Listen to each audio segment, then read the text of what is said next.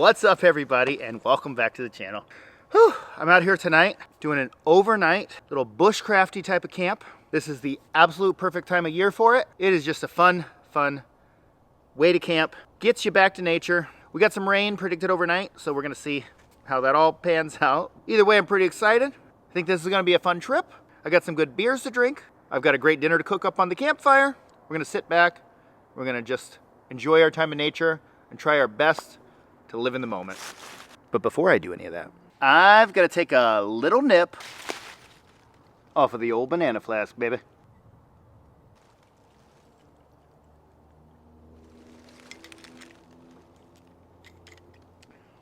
Whew! That is that pipe dream that my buddy Joe gave me. Very easy sipping. Woo! All right, everybody. Without further ado, let's get into it.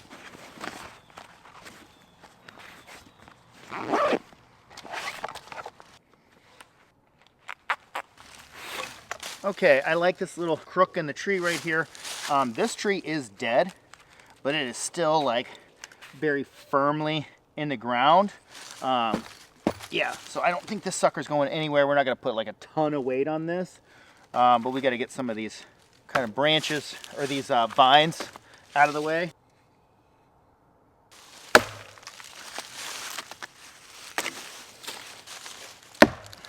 Okay, we got this piece just lying here on the ground. Oh, goodness. Okay. Yeah, we got this piece lying here on the ground. Okay. Let's get the sucker over here.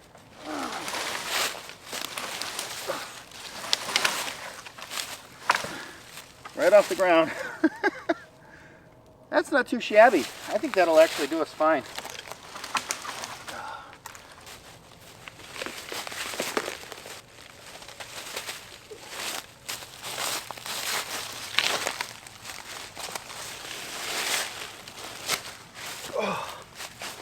I think this will give us plenty of room, and then we'll just get some big enough pieces here.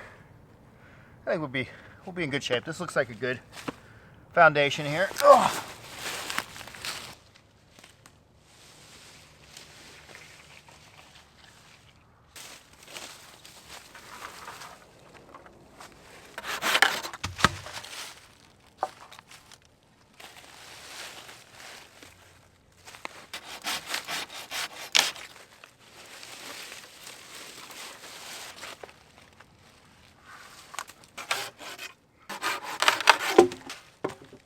But if you sort of just move these leaves back, take a look for it, you'll find all these types of roots crisscrossing the forest floor.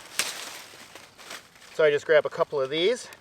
Now I do have cordage, but I like to try to, sometimes when I'm doing these, it's fun to try to see if you could get away with not using it.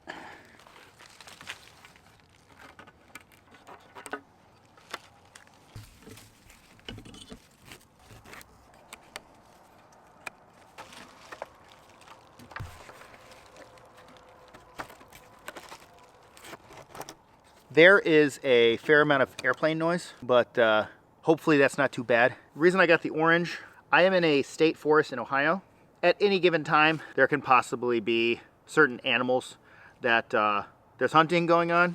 The campers, the hikers, the hunters, we gotta share this public land. During the deer season, especially the season where you're available to hunt with a rifle, I stay out of these lands because it's pretty short, and these hunters out here don't get a ton of time to do that, so I try to stay out of their way. Also, probably a little safer for me, I keep hearing gunshots. It's possible that they're hunting another type of animal that might be in season. There's a season for crow, there's a season for rabbits and turkeys and squirrels and all kinds of stuff, but hopefully it's not poachers. But either way, if you're hearing it and I can't edit around it, that's what that is, and that's what's going on.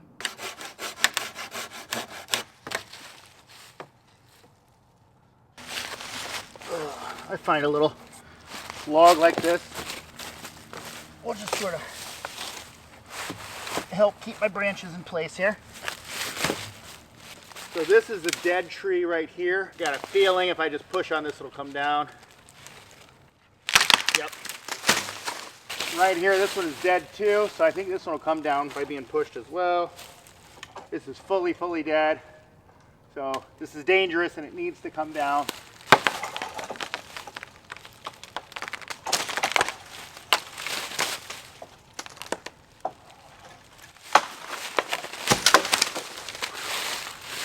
Underestimated that just a little bit. So yeah, that's the tree, the big part. So we'll haul this back over to camp.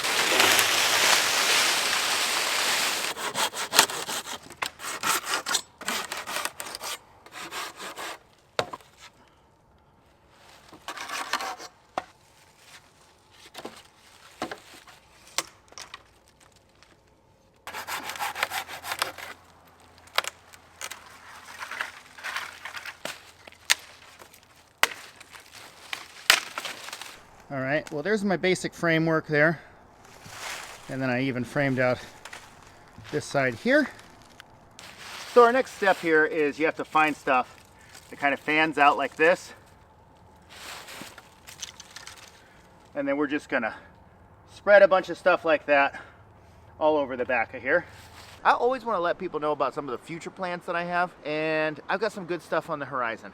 I'm definitely going to be doing some more hot tent camping, but I've got a trip coming up in like the very remote area of the Appalachian wilderness. I'm really excited for that one, but I'm going to be off grid for a few days. Wait a second, is that my cousin, Billy Bananas? Well, hey there, Sam. I was just moseying on by and I thought I'd say, how do you do? I'm doing pretty good, Billy. I was just telling the audience about how I have a multi-night backpacking trip coming up in a very remote area in the Appalachian wilderness. Well, here, Sam. Take a look at this Vertical 2 smartwatch from Suunto. Wow, this is cool. I've never seen a watch like this before. What is it exactly? Well, Sam, the Suunto Vertical 2 is your ultimate adventure companion for the highest peaks and daily adventures. Well, heck, Sam, this watch is perfect for your trip for a variety of reasons. But a great one is the long battery life. You can use GPS tracking for up to 65 hours. For normal everyday use, the battery will actually last up to 20 days. You see, Sam, the Vertical 2 features a new 1.5-inch super bright, energy efficient AMOLED screen. And when you download the Suunto app, you can sync your workouts to track your fitness progress, get personal training through an AI coach, connect your favorite fitness apps like Strava, and share your sports records with friends and family. It's even compatible with ZoneSense for real-time intensity tracking. Wow, that is super cool. Yeah, I suppose that is pretty cool there, partner. Why, this model even has a small LED flashlight at the top of the bezel. This flashlight includes different modes and brightnesses, including a red light mode. You can find your way back to the tent or find your gloves inside the tent. This watch also features free offline maps and navigations that is powered by dual band GNSS positioning system. Celebrate merry outdoors with Suunto. When you use my link in the description or the pinned comment, you can get up to 40% off plus a free $49 strap on these selected products. Limited time only, December 8th through December 25th. And don't forget to tell them Billy Bananas sent you. Thanks so much to Suunto for sponsoring this video and helping to keep me on track in the backcountry. All right, everybody, let's get back into the action.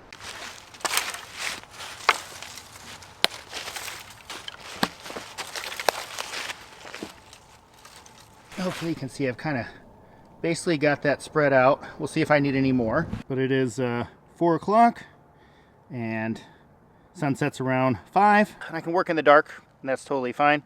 But we might as well start to get a move on here.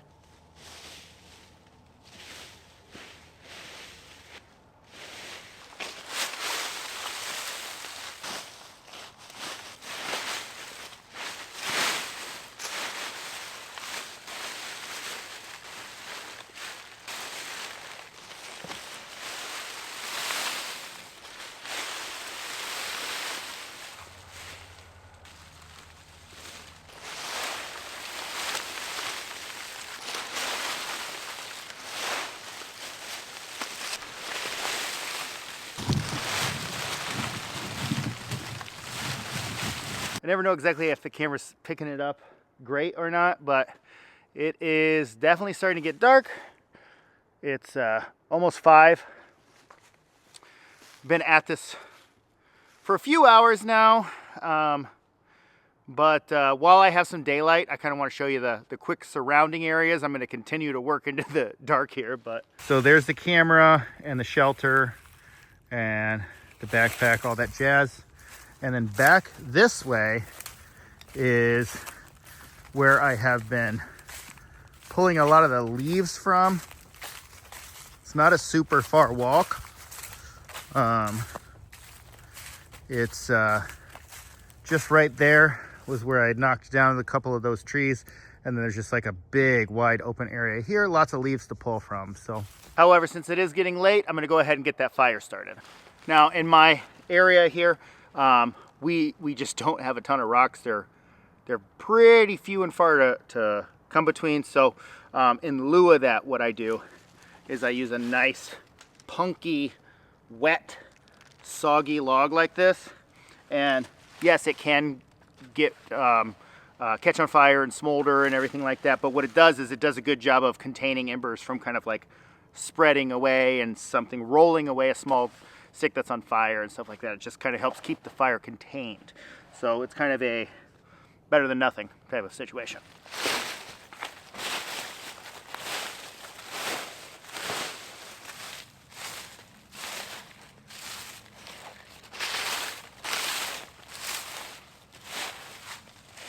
I'm going to use that for my bedding a little bit later. Okay, that is pretty good. As old great-grandpa Jack used to say, pretty good is hard to beat.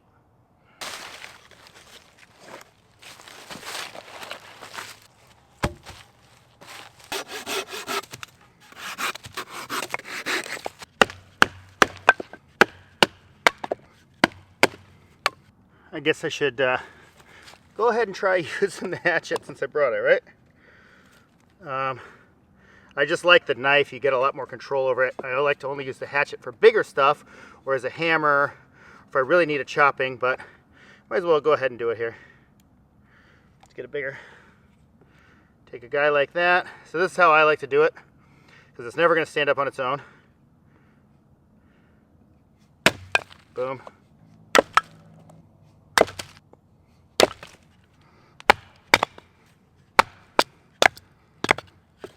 Oh, that is not the greatest wood.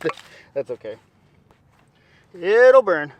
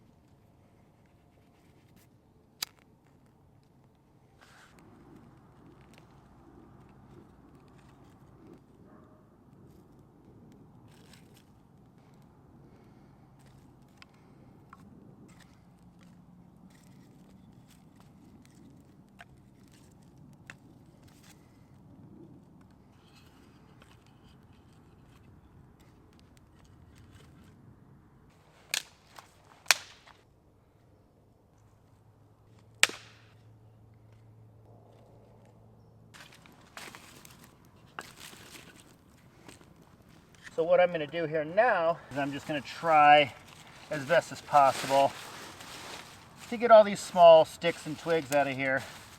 Shouldn't make too big of a difference because I do have that foam mat. I also have a inflatable backpacking mat, but I'm going to try not to use it. So we're going to see how that feels.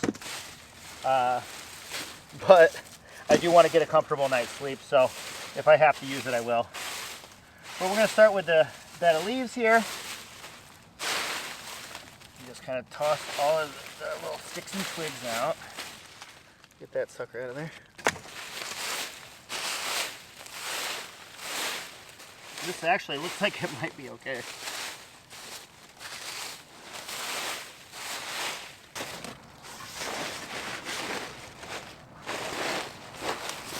Oh, that is not too terrible. Yeah, I think I can get through the night like that. So one of the kind of most basic bushcraft, if you want to call it that, techniques for making a chair is to take yourself a log like this, and then you just take yourself some rope, some twine, paracord, whatever you got. I'm actually going to use real cordages that I brought for this, and tie the stick however you want. I use an arbor knot, which I'll show you in a second. So then I just go back the other way around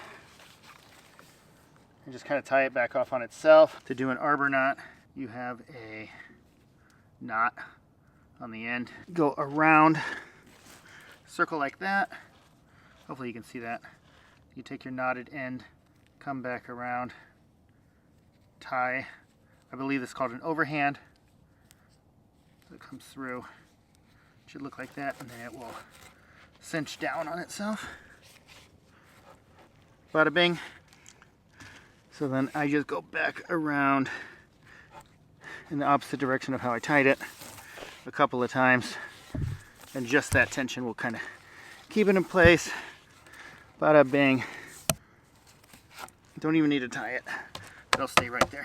It could probably be slightly lower, so my legs could be bent all the way, so maybe I'll adjust that. I got a little bit of a backrest. Definitely not the most comfortable thing, but it's better than standing after a while.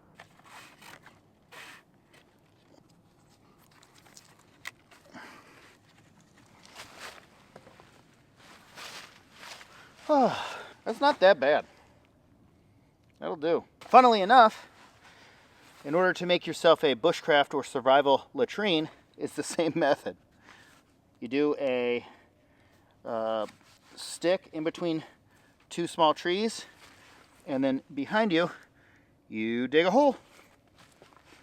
You sit here, bushcraft latrine. We all learned something. And then just to kind of hopefully help keep the leaves in there, just get myself a nice log, form a little boundary there. Oh. I do have a pillow. I'm not above it.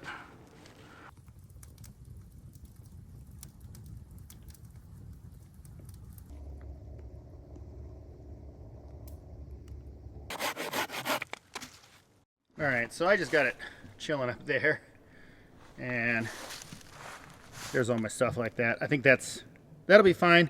We are trying out this Mad Tree Thunder Snow Scottish Ale with cinnamon, ginger, nutmeg, and vanilla beans. That is really tasty.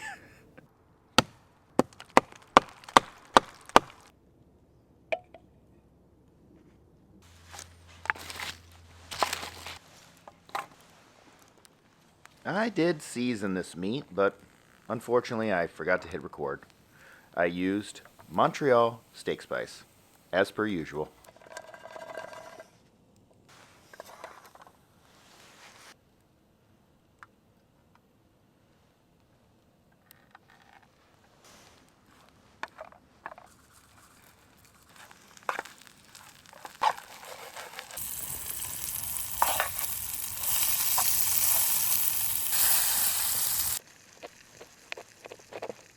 Hopefully that looks good and you can see that. That is a nice looking piece of chicken there. First taste test.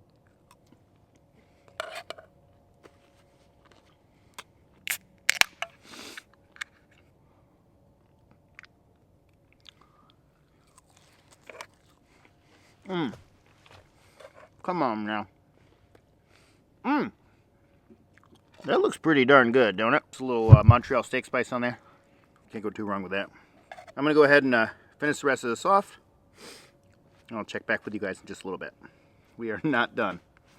Got a lot more camping to do here.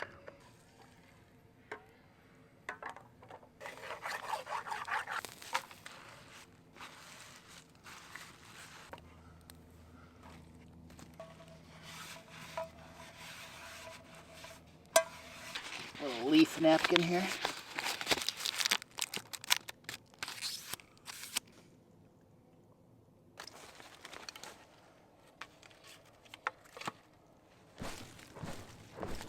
off camera, I filled this, kind of leaf stuff in a little bit better. I don't know if you can see, but it's pretty good. Over there is wide open, but this is a lot of work just to go camping. So here you can see that is filled in pretty good. It's not perfect. I'm sure it's not perfectly waterproof, but I do think it'll hold up for us for the night. Right here we got a little bit of gap, but I don't think it's gonna be a problem. Fire is picking back up a little bit here.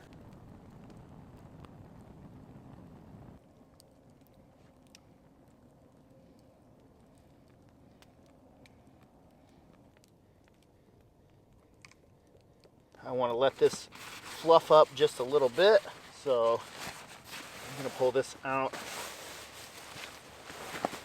A little trick somebody taught me once was to take your bag, shove it down there if you're worried about losing it. So I'll let that fluff up. So that does need to fluff up. And then I did bring a pillow because I'm getting old. That is home sweet home for the night.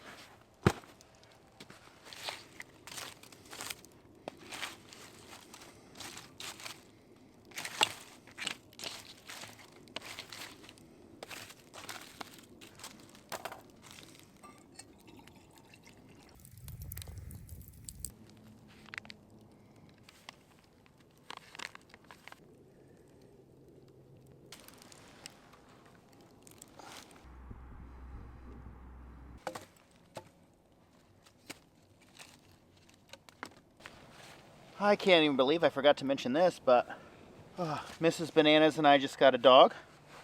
Another dog. If you've been watching the channel for a while, then you know that Mrs. Bananas and I lost a couple of dogs in the past year. We had 3, and now we only have 1. Well, now we have 2. We just added in another little guy to the family, so we're rebuilding. Little guy's name is Sparky. He's a little miniature poodle. We got him from a little adoption agency. He was somebody's dog that had been passed around in old folks' home a little bit, but he is ultra cuddly. Him and Killian are getting along swimmingly. We're excited to have him. Killian's going to be out next, and then we'll see if maybe we do a trip with Sparky, the new guy. You'll see him on the channel at some point, for sure.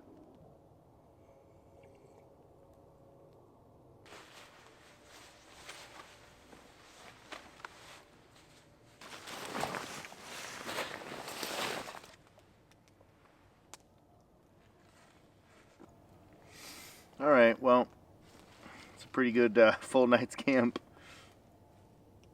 I'm going to finish this last beer off and sit by the fire for a second and go ahead and crawl into bed. Good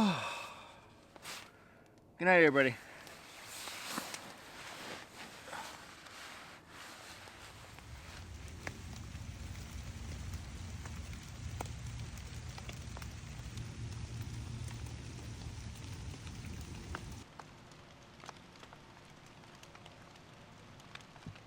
It is leaking a little bit.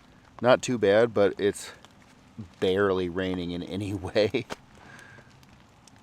So I've got I got a full tarp and I've got a poncho and I've got a Tyvek ground sheet.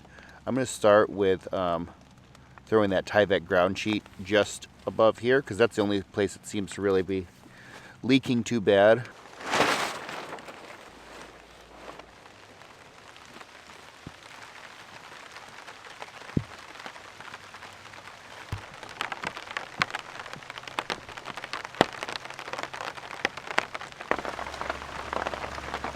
Alright, well, so far that is holding.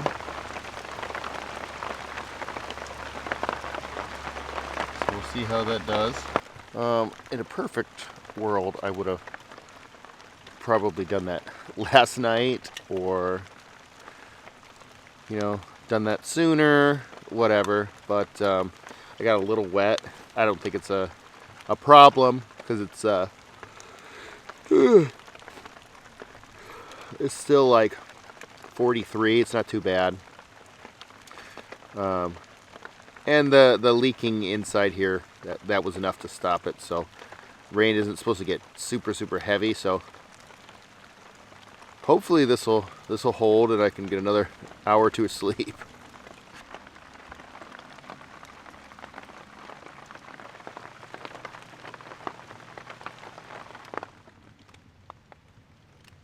Well, I have just been laying here waiting for the rain to stop.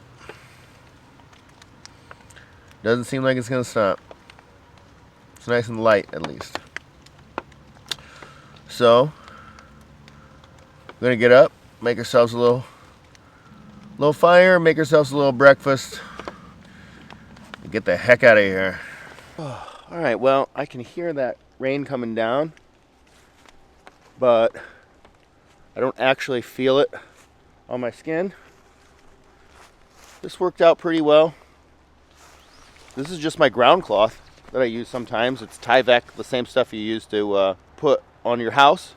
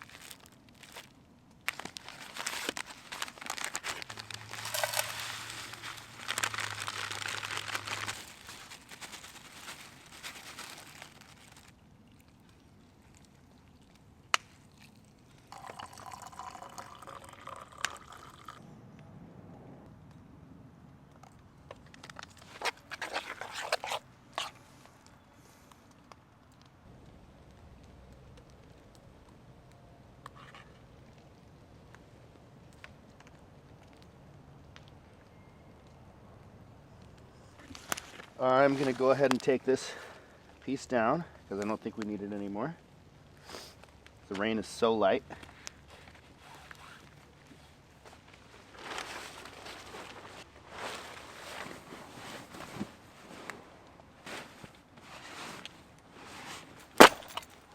I'm going to go ahead and say that that was most likely the least comfortable night sleeping that I've ever had while camping.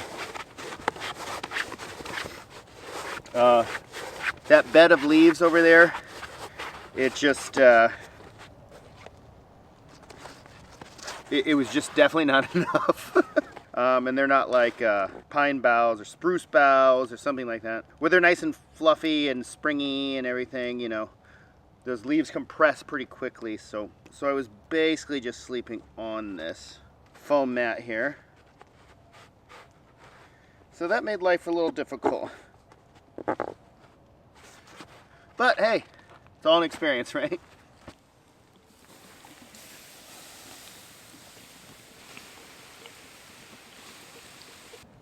Well, I'm going to say that overall, that shelter held up pretty well.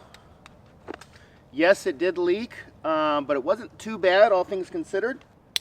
I think if I keep practicing this, I can end up with a fully waterproof bushcraft shelter without having to use a tarp of any kind. Now, typically, I always tear my shelters down, and I always encourage you, the viewer, if you go out and build something like this, to do it as well. However, for today, I think I'm going to leave this standing, with the exception of the paracord right here, which I will take down right now. This is all 100% natural materials. It'll biodegrade like it normally will. So in this instance, I think it's fine to leave this one up. Big shout out to each and every one of you. You all make it possible for me to do this. If you liked what you saw today and you want to see more, I would greatly appreciate it if you would click that banana. We're going to catch you on the next one, everybody. Bye now.